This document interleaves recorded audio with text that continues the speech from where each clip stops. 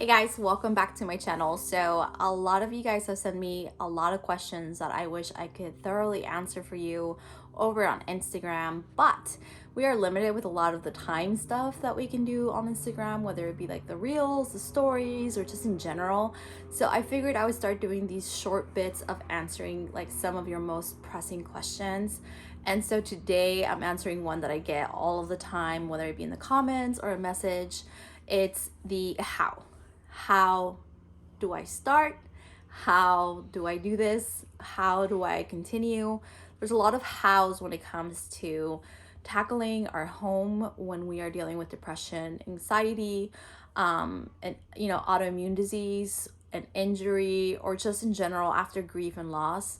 And so I want to touch a little bit on that and kind of discuss that with you guys and hopefully shed some light on things that I have tried over the last 5 years to kind of trial and error and kind of share with you guys what has worked for me, what hasn't worked for me, and maybe something that hasn't worked for me could work for you. So I hope you guys enjoy this. If you guys do, make sure to give it a thumbs up and just kind of let me know in the comments if this is something that you would like to continue seeing.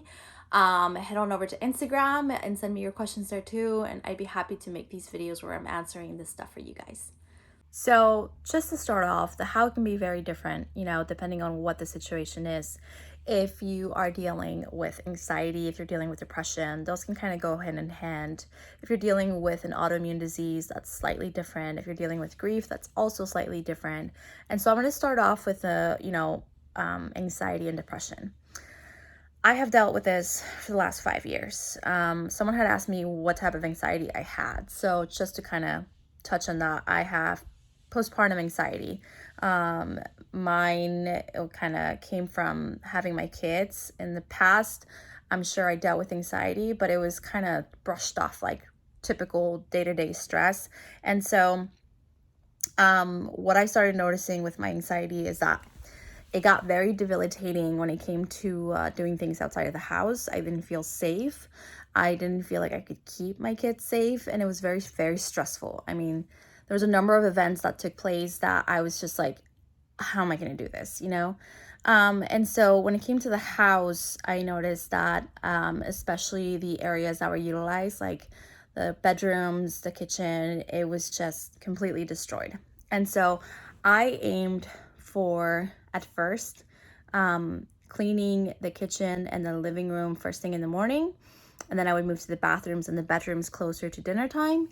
And then after dinner time, I would go ahead and clean up everything all over again and do like dishes and a load of laundry. And that was very depleting. I stayed at home with my kid, my firstborn, and it was rough. It was like when I first got the worst part of postpartum depression and anxiety. And I felt alone.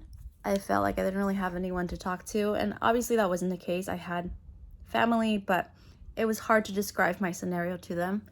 A lot of doctors and nurses brushed it off as like, pregnancy blues.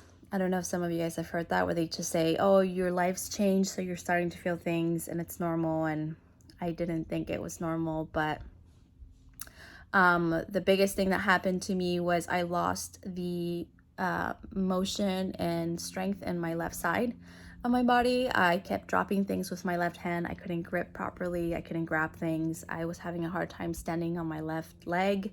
And then my right eye was giving out on me, like it was blurry, and I had these weird little things happening on my eye. And we did a lot of tests. I went to a neurologist. They originally thought I had a silent stroke while delivering my child. There was a lot of speculation on my health, and it just kind of came down to, it was a very severe form of depression and a very severe form of anxiety.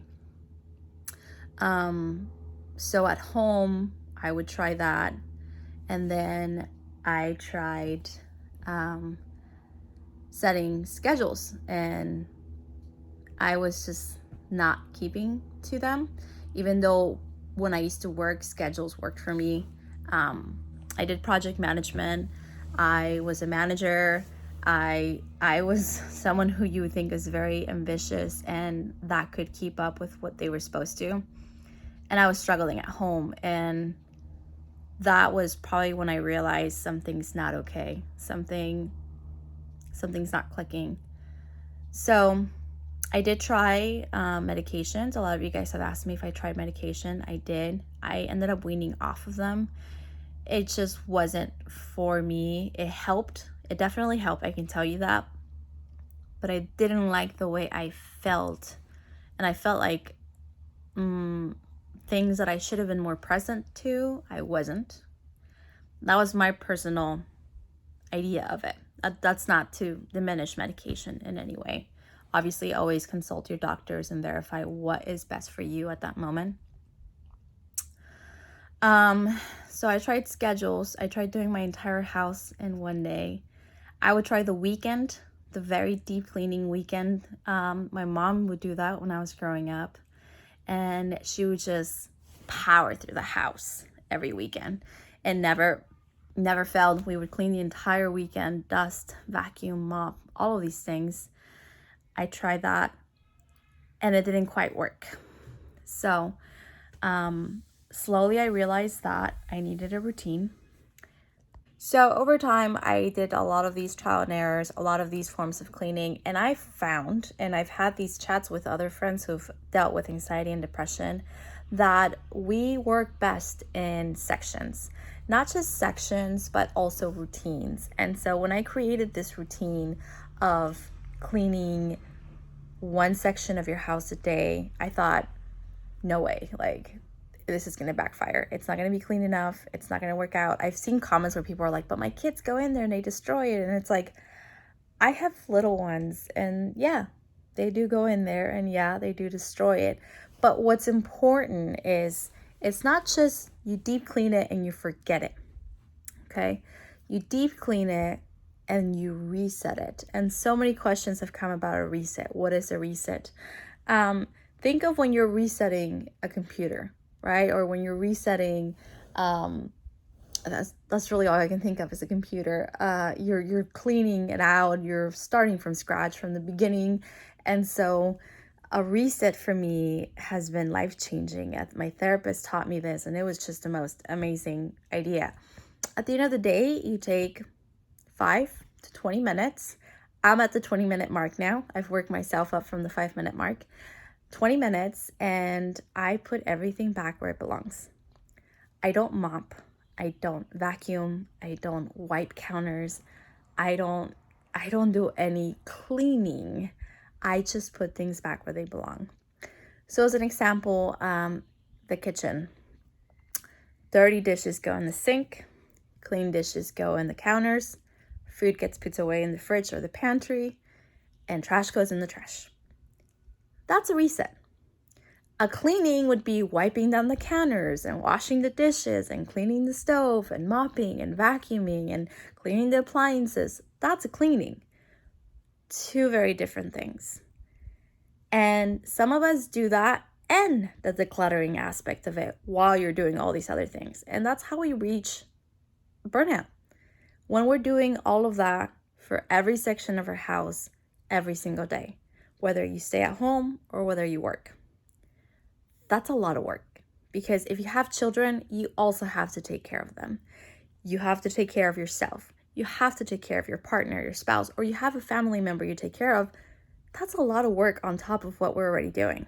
So I started doing that, and for the last year and a half, it has completely and utterly saved my mind. There are days where I think, man, I just didn't get through all of this. The house is a mess. The kitchen's destroyed, this and this and that. And then I think, but I can reset it in 20 minutes and it's okay. So is it really bad, or is it that it's my mind pausing and pushing intrusive thoughts of self-worth? Once I realized that my intrusive thoughts, my mindset was playing these games with me, and I really had done quite a bit, it changed the way I view things. And so when I suggest that you start with 5 minutes at a time, I really truly mean 5 minutes at a time. That's your how. You pick one section, you set your timer, and you reset it. You pick a room and you choose the day and you deep clean it. Now, those days might be rough because you're not used to it, or you might be just wanting to do the entire house because you have this spout of energy. Don't do that. Tackle your room section and don't look at the other stuff, okay? Once you've gone through the first week of deep cleaning each section of your house, the resets will be easier and the next week would be easier too. Once you've gotten the hang of that, then we can move on to decluttering.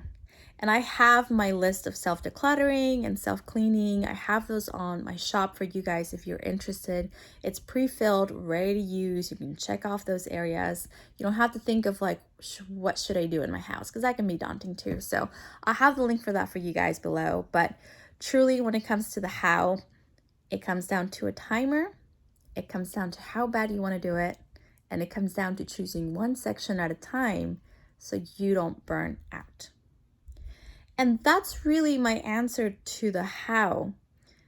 If you have other questions to the whys or wheres, that can be for another day. But for now, think of your how as today I look at my kitchen, I'm setting a timer, and I'm respecting that timer for my own well-being. And then I will set a day for my section of the house, and I'm going to respect that for my well-being. And after a week, I promise you, you will see the difference. So I hope you guys enjoyed this short bit of the videos. And if you guys did, make sure to follow along. Click the subscribe button because it will let you know when I post new videos. And if you guys have any questions, comment them down below or hop on over to Instagram. I'll have that link below too. And shoot me a message. I'm always there answering back to everybody's messages because I love chatting with you guys. And I hope you guys enjoy this. So until next time, bye.